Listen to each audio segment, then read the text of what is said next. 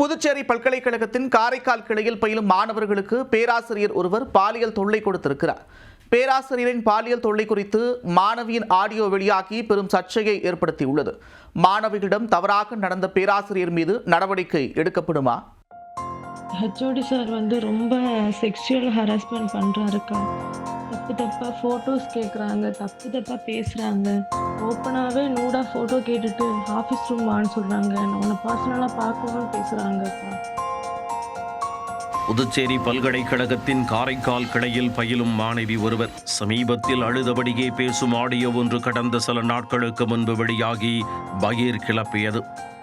அதில் துறை சார்ந்த பேராசிரியர் ஒருவர் அடிக்கடி ஆபாசமாக பேசுவதாகவும் வாட்ஸ்அப் மூலம் ஆபாச படங்களை அனுப்பச் சொல்லி வற்புறுத்துவதாகவும் அழுதபடி கூறியிருந்தார். அவ்வாறு அனுப்பவில்லை என்றால் இன்டர்னல் மதிப்பெண் போட மாட்டேன் என அவர் மிரட்டுவதாகவும் அந்த ஆடியோவில் கண்ணீர் மல்க தெரிவித்திருந்தார்.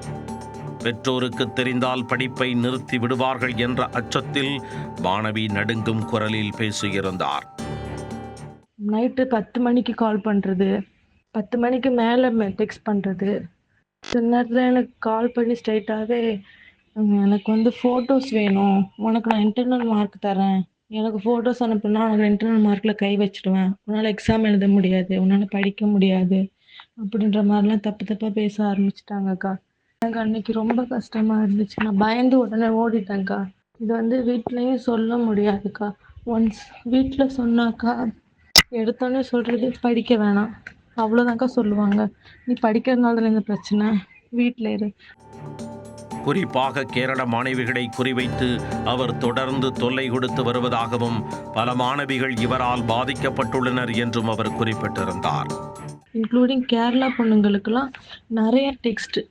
என்ன மாதிரி 10 பொண்ணுங்களுக்கு மேலே, 10 பொண்ணுங்கன்றது கம்மிக்கா, 20, 30 நிறைய பொண்ணுங்க இதில் பாதிக்கப்பட்டிருக்காங்க. நான் ஒரு பொண்ணு வெளியே வந்தால் என்னால் அவங்களுக்கு ஒரு சொல்யூஷன் கிடைக்குமோ அப்படின்றதுக்காக நாங்கள் வெளியே வரேன். மாணவியின் இந்த ஆடியோ வெளியாகி பெரும் அதிர்வலைகளை ஏற்படுத்திய நிலையில் பலரும் கடும் கண்டனம் தெரிவித்து வந்தனர்.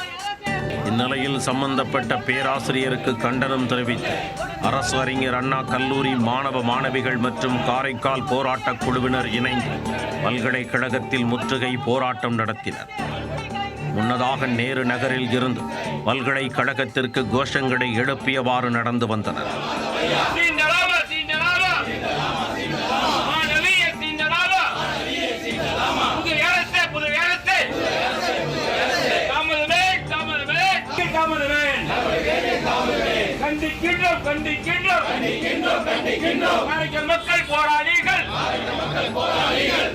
பின்னர் புதுச்சேரி யூனிவர்சிட்டியை முற்றுகையிட முயன்றனர். அப்போது போலீசார் தடுப்பு வேலி அமைத்து அவர்களை தடுத்தனர். தடுப்பை மீறி பல்கலைக்கழகத்திற்குள் நுழைய முயன்றதால் போலீசாருக்கும் போராட்டக்காரர்களுக்கும் இடையே தள்ளுமுள்ளு ஏற்பட்டது.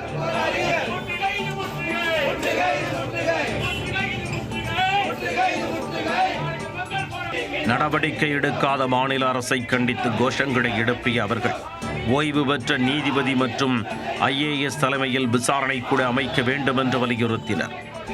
மேலும் உடனடியாக சம்பந்தப்பட்ட பேராசிரியர் கைது செய்யப்பட வேண்டும் என்றும் கோரிக்கை விடுத்தனர். படிக்கிற பசங்க எல்லாம் ஹாஸ்டல்ல இருந்து படிக்கிறாங்க, யாருக்குமே ஒரு பாதுகாப்பு கிடையாது.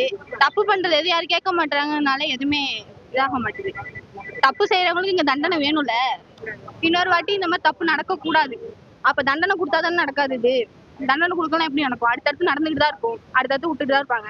இது சம்பந்தமா வெளில சொன்னா யாரு சொல்றீங்களா உங்களுக்கு இன்டர்னல் மார்க்கை குறைச்சிருவோம் அப்படின்னு சொல்லிட்டு ஒவ்வொரு டிபார்ட்மெண்ட் ஸ்டாஃபுமே அவங்க விட்டு அச்சுறுத்தி இருக்கிறாங்க. இதனாலதான் அவங்க வெளில சொல்ல முடியாம இத்தனை நாளா தவிர்த்துருக்காங்க. இப்ப விஷயம் வெளில வந்துடுச்சு. இதுக்கப்புறமாச்சும் அந்த ஆசிரியர் மீது ஒரு உரிய நடவடிக்கை எடுத்து அவரை நிரந்தர பணி நீக்கம் செய்ய வேண்டும். அப்படி செய்யலன்னா நாங்க சமூக நீதி கூட்டியக்கம், மாணவர் கூட்டியக்கம் வச்சிருக்கிறோம். அது மூலியமாக நாங்க நிரந்தர போராட்டம் பண்ணிட்டு இருப்போம். சரிங்களா? எப்ப ஆக்ஷன் எடுத்து முடிக்கிறாங்களோ அது வரைக்கும் நாங்க பின்வாங்குவதா நாங்க ஒரு முடிவுல இல்லை. சரிங்களா? சாலை மறியல் வரைக்கும் பண்ற அளவுக்கு நாங்க ரெடியா இருக்கிறோம். மாணவர்கள் வச்சு நாங்க என்னென்ன பண்ண முடியுமோ எல்லாத்தையும் பண்ணிட்டு தான் இருப்போம். ஏராளமானோர் தொடர்ந்து பல்கலைக்கழகத்தை முற்றுகையிட்டதால் அப்பகுதியில் பரபரப்பு ஏற்பட்டது. இதனால் இந்த பாலியல் விவகாரம் பூதாகரமாக மாறியுள்ளது. இதனிடையே புதுச்சேரிக்கு வந்த திமுக சட்டமன்ற உறுப்பினர்கள் நாஜிம், தியாகராஜன் ஆகியோர் முதலமைச்சர் ரங்கசாமி, ஆளுநர் கைலாசநாதன் ஆகியோரை சந்தித்து சம்பந்தப்பட்ட பேராசிரியர் மீது நடவடிக்கை எடுக்க கோரி மனு அளித்துள்ளனர்.